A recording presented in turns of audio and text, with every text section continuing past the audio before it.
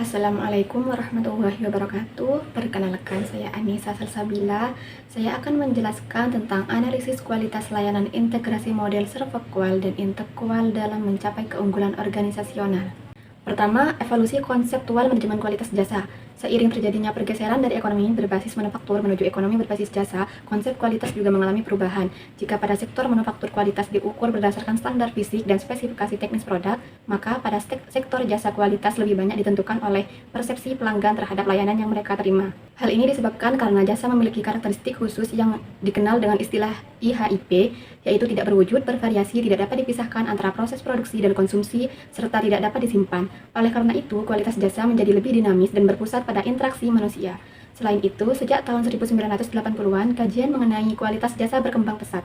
Kualitas layanan dinilai dari perbandingan antara harapan pelanggan dengan pengalaman yang mereka rasakan. Kualitas layanan yang baik akan meningkatkan kepuasan dan loyalitas pelanggan, serta berdampak pada profitabilitas perusahaan.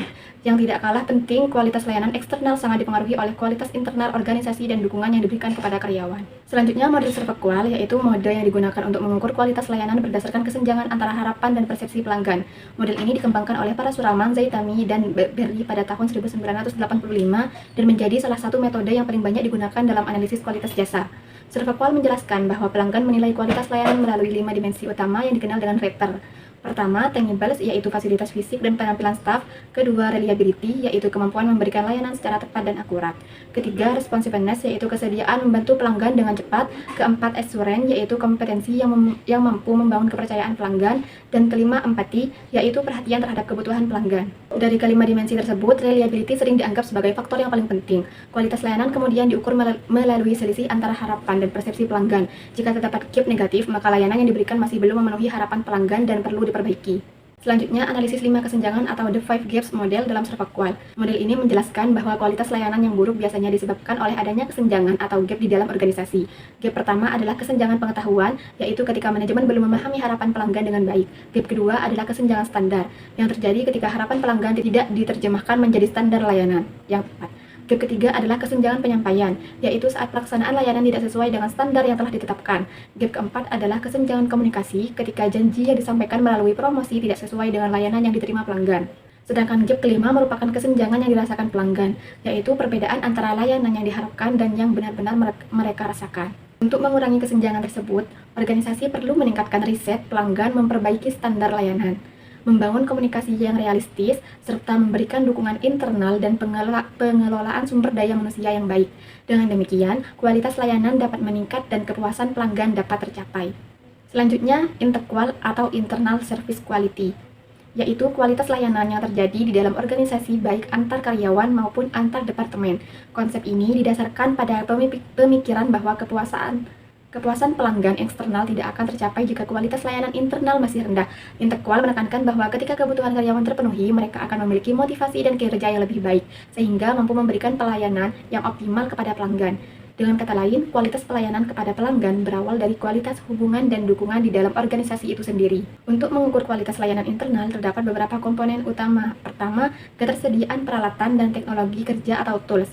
Kedua, kebijakan dan prosedur yang mendukung pelayanan. Ketiga, kerjasama antar departemen atau teamwork. Selain itu, terdapat dukungan manajemen keselarasan tujuan individu dengan organisasi, pelatihan yang berkelanjutan, komunikasi yang efektif, serta sistem penghargaan dan pengakuan terhadap kinerja karyawan. Jika komponen-komponen tersebut berjalan dengan baik, maka kepuasan karyawan akan meningkat dan pada akhirnya berdampak positif terhadap kualitas layanan yang diterima pelanggan. Selanjutnya, model in-serverkual, yaitu pengembangan dari serverkual yang digunakan untuk mengukur kualitas layanan internal dalam organisasi.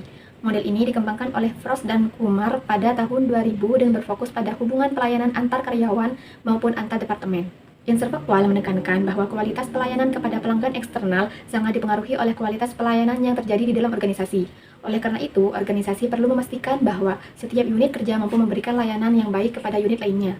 Terdapat 3 kesenjangan utama dalam model ini. Pertama, internal gap 1, yaitu perbedaan antara persepsi penyedia layanan internal dengan harapan pelanggan internal. Kedua, internal gap 2, yaitu kesenjangan antara standar layanan internal yang telah ditetapkan dengan pelaksanaan layanan yang sebenarnya. Ketiga, internal gap 3, yaitu perbedaan antara harapan pelanggan internal dengan layanan yang benar-benar mereka terima. Selanjutnya, hubungan antara interqual dan serverqual melalui konsep service profit chain. Konsep ini menunjukkan bahwa kualitas layanan eksternal yang dirasakan pelanggan sebenarnya berawal dari kualitas layanan internal di dalam organisasi. Ketika karyawan memperoleh dukungan, fasilitas, dan lingkungan kerja yang baik, tingkat kepuasan kerja mereka akan meningkat. Kepuasan tersebut kemudian mendorong kinerja pelayanan yang lebih baik sehingga pelanggan menjadi lebih puas dan pada akhirnya berdampak pada peningkatan profit perusahaan.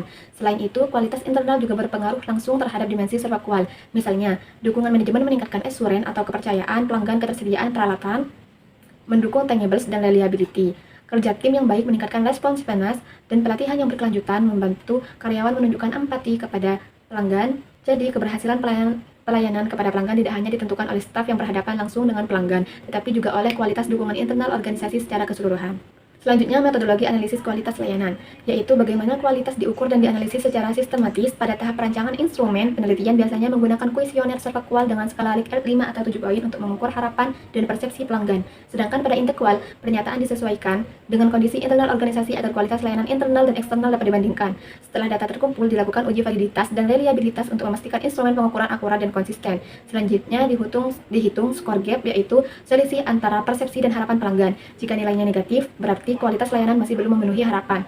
Selain itu, digunakan Customer Satisfaction Index atau CSI untuk mengetahui tingkat kepuasan pelanggan secara keseluruhan.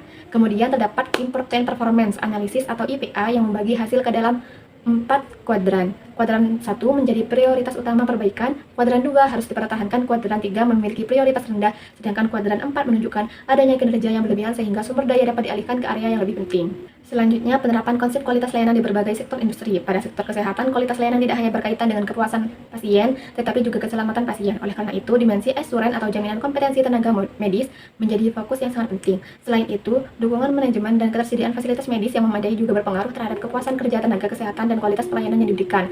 Pada industri perhotelan dan pariwisata, kualitas layanan sangat dipengaruhi oleh dimensi tangibles, empati, dan responsiveness. Keberhasilan pelayanan tidak hanya bergantung pada staf yang berhadapan langsung dengan tamu, tetapi juga pada koordinasi internal. Misalnya, antara housekeeping dan resepsionis. Koordinasi yang baik akan meningkatkan kepuasan dan loyalitas pelanggan. Sementara itu, pada sektor layanan publik dan pendidikan tinggi, tantangan utama terletak pada birokrasi serta penyelarasan tujuan organisasi. Karena itu, penerapan interkual harus disesuaikan dengan karakteristik profesi, misalnya melalui dukungan pengembangan profesional dan kebebasan akademik bagi dosen agar kualitas layanan dapat terus meningkatkan. Selanjutnya, tren masa depan dalam manajemen kualitas layanan. Pertama, munculnya model servakual sebagai respon terhadap transformasi digital. Jika sebelumnya kualitas layanan dinilai melalui interaksi langsung, kini kualitas juga diukur dari desain aplikasi, kemudahan navigasi, kecepatan akses, ketersediaan sistem keamanan data, serta transparansi layanan digital. Dengan kata lain, pengalaman pengguna dalam menggunakan teknologi menjadi bagian penting dari kualitas layanan. Selain itu, model kesenjangan kualitas juga semakin kompleks. Awalnya, servakual hanya mengenal 5 jenis gap, tetapi perkembangan lingkungan bisnis membuat para peneliti mengidentifikasi hingga 14 gap yang mencakup aspek keberlanjutan, tanggung jawab sosial, serta interaksi manusia dengan teknologi dan kecerdasan buatan atau AI. Hal ini menunjukkan bahwa organisasi masa kini tidak cukup hanya fokus pada efisiensi operasional, tetapi juga harus membangun kepercayaan pelanggan serta memperhatikan kesejahteraan karyawan. Kedua aspek tersebut menjadi fondasi penting untuk menciptakan kualitas layanan yang berkelanjutan di era digital. Terakhir, kesimpulan, kualitas layanan merupakan hasil integrasi antara kualitas layanan internal atau interkual dan kualitas layanan eksternal atau servakual. Kepuasan pelanggan tidak hanya dipengaruhi oleh interaksi langsung dengan perusahaan, tetapi juga oleh bagaimana organisasi mendukung dan melayani karyawannya.